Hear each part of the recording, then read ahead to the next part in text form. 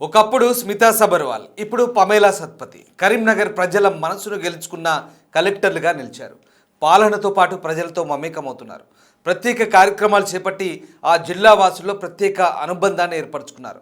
తాజాగా కలెక్టర్గా Pamela Satpathy బదిలీతో social మీడియాలో స్పందిస్తున్నారు ఆ జిల్లా వాసులు. తమ జిల్లాకు చేసిన సేవలకు శభాష్ అంటూ కొనియాడుతున్నారు. పనిచేసే అధికారులు ఎంతోమంది ఉన్నా ప్రజల మనసులో గెలుచుకున్న అధికారులు మాత్రం కొందరే ఉంటారు. ఆ అధికారులు బదిలీ అయినప్పుడు తమ బాధను వివిధ రూపాల్లో వ్యక్తం చేస్తుంటారు. సరిగ్గా కరీంనగర్ కలెక్టర్గా పనిచేసిన పమేలా సత్పతి విషయంలో కూడా ఇలాగే జరుగుతోంది.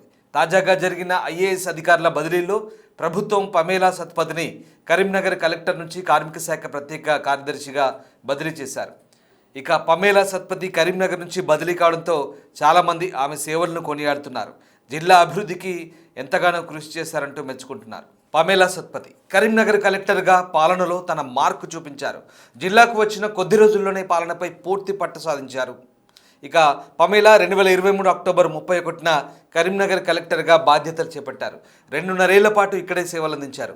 అసెంబ్లీ ఎన్నికల నుంచి మొన్నటి మున్సిపల్ ఎన్నికల వరకు తన మార్కు చూపించారు. అలాగే విద్యా వైద్య రంగం ప్రగతికి తన వంతు సహకారాన్ని అందించారు. పమేలా సత్పతి ప్రభుత్వ కార్యక్రమాలను అమలు చేయడంతో పాటు ప్రభుత్వ సేవలపై ప్రజలకు నమ్మకం కలిగించేలా ప్రత్యేక చొరవ తీసుకున్నారు. తనకు ముక్కుకు సంబంధించినటువంటి సమస్య వస్తే కరీంనగర్ ప్రభుత్వ ఆసుపత్రికే వెళ్ళి శస్త్రచికిత్స చేయించుకున్నారు. వైద్య ఆరోగ్య శిబిరాల్లో తరచూ పరీక్షలు చేయించుకునేవారు. ఏకంగా కలెక్టరే ఇలా ప్రభుత్వ వైద్య శాఖలో వైద్యం చేయించుకోవడంతో ప్రభుత్వ హాస్పిటల్లో వైద్యంపై ప్రజలకు మరింత నమ్మకం కలిగించేలా చేశారు. ఇక ప్రభుత్వ పాఠశాలలో విద్యార్థుల సంఖ్య పెంచేందుకు ప్రత్యేక కార్యక్రమాలు చేపట్టారు. స్వయంగా కలెక్టరే ఓ పాట పాడారు. ఏ నుంచి జెడ్ వరకు ఆంగ్ల అక్షరాలను ఆకట్టుకుంది. ఏ నుంచి జెడ్ వరకు ఆంగ్ల అక్షరాలతో కలెక్టర్ పాడిన పాట విద్యార్థులను ఆకట్టుకుంది. పురిట్లో ఆడబిడ్డను చంపవద్దనే సందేశాన్ని ఇస్తూ చిన్నారి పిచ్చుక పాటతో కలెక్టర్ ప్రత్యేక గుర్తింపును అందుకున్నారు.